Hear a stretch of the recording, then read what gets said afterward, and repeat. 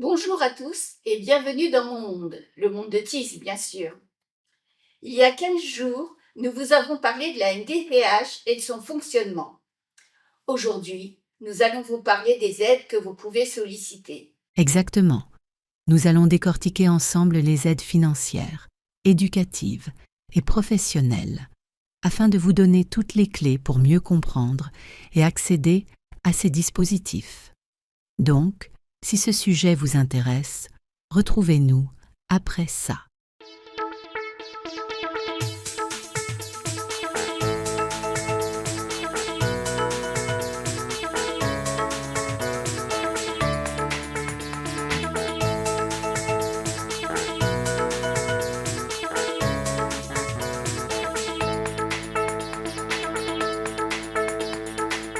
Tis, de quelles aides vas-tu nous parler en premier?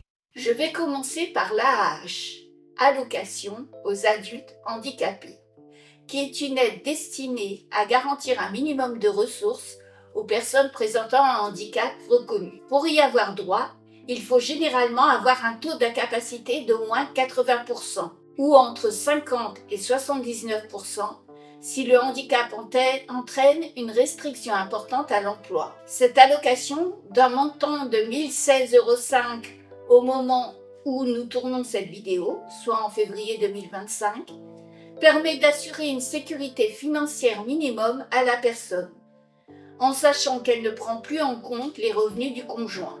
Et si la personne en situation de handicap a un revenu, la CAF réévaluera le montant de l'AAH en fonction du revenu en question. Mais sachez que les deux sont cumulables, jusqu'à un certain plafond bien entendu. En fait, c'est un véritable filet de sécurité car il aide à couvrir les dépenses quotidiennes, indispensables. Exactement, Okina.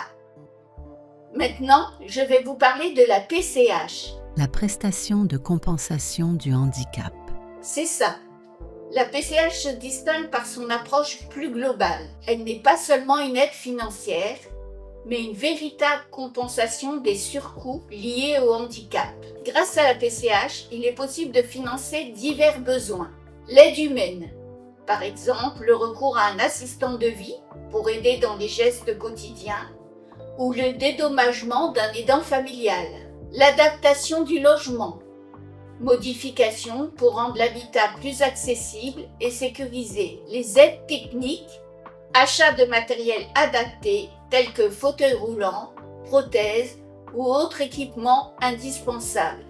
L'adaptation du véhicule pour permettre une mobilité en toute autonomie. Le montant et la nature de la prestation sont déterminés après une évaluation personnalisée des besoins de la personne par l'ergothérapeute de la MDPH ou d'un autre service. Par exemple, j'ai eu des préconisations faites par celle de la MDPH et aussi, quelque temps plus tard, par celle de l'hôpital dans lequel j'ai fait une rééducation. Ainsi, la PCH adapte l'aide à l'évolution et la situation réelle de la personne.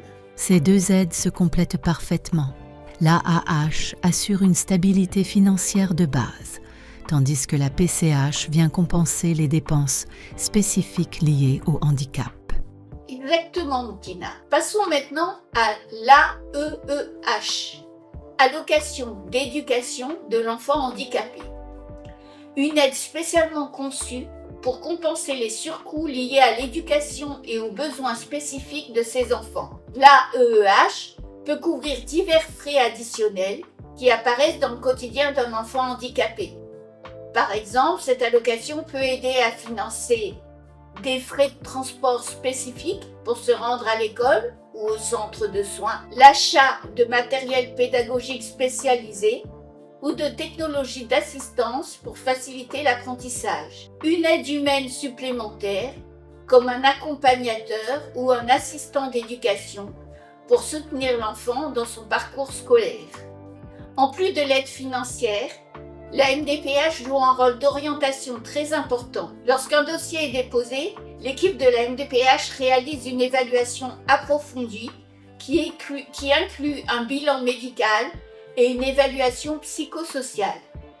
Cette analyse permet de déterminer l'impact du handicap sur la vie scolaire et quotidienne de l'enfant et d'identifier précisément les aides les plus adaptées. Par ailleurs, la MDPH peut également orienter les familles vers des établissements ou des dispositifs pédagogiques adaptés, garantissant ainsi que l'enfant bénéficie d'un environnement éducatif favorable à son développement. En résumé, l'AEEH n'est pas seulement une aide financière, mais un véritable soutien pour assurer une éducation adaptée et de qualité aux enfants en situation de handicap, en prenant en compte leurs besoins particuliers et en aidant à compenser les surcoûts qu'ils engendrent.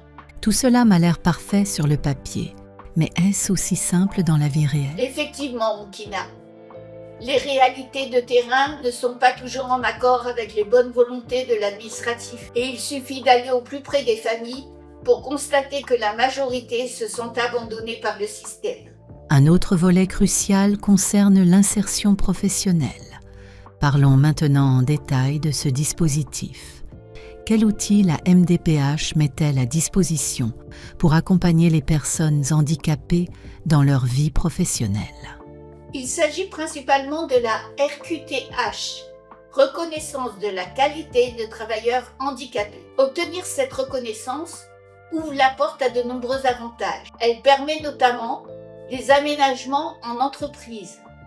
La RQTH permet d'aménager le poste de travail, horaires adaptés, matériel spécifique, environnement modifié, afin de répondre aux besoins particuliers de chacun. Un accompagnement personnalisé, en collaboration avec des structures spécialisées comme Cap Emploi ou la GFIP. La personne peut bénéficier d'un suivi individualisé pour faciliter son insertion ou son maintien dans l'emploi. L'accès à des formations.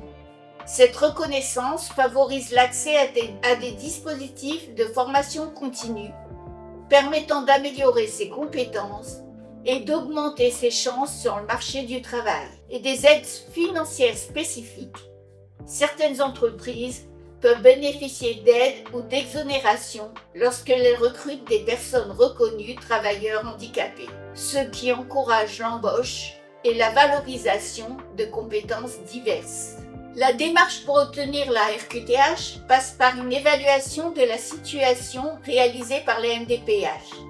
Cette évaluation tient compte des capacités, des besoins et des difficultés rencontrées dans le milieu professionnel. Une fois la RQTH accordée, la personne peut non seulement bénéficier d'un accompagnement sur mesure pour intégrer ou rester dans l'emploi, mais elle gagne également en reconnaissance professionnelle, ce qui contribue à combattre les discriminations sur le marché du travail. En n'oubliant pas qu'il y a encore beaucoup de travail à faire sur le terrain pour arriver à une inclusion parfaite des personnes handicapées dans le monde du travail. En effet, la RQTH est un levier essentiel pour favoriser l'autonomie professionnelle. Effectivement, et cela, c'est l'affaire de tous. J'espère vous avoir apporté des pistes ou des débuts de réponse dans cette vidéo, en sachant que la prochaine fois, je vous parlerai plus en détail des cartes mobilité inclusion. À bientôt et bon courage à tous ceux qui font leur dossier. Cette vidéo vous a plu? Vous pensez qu'elle pourrait intéresser une personne de votre entourage? Alors, n'hésitez pas à la liker, la partager ou la commenter. Et si vous voulez en voir d'autres et suivre ma chaîne, abonnez-vous et surtout, cliquez sur la petite cloche. Vous serez notifié de chaque nouvelle sortie. À bientôt sur le monde de TIS.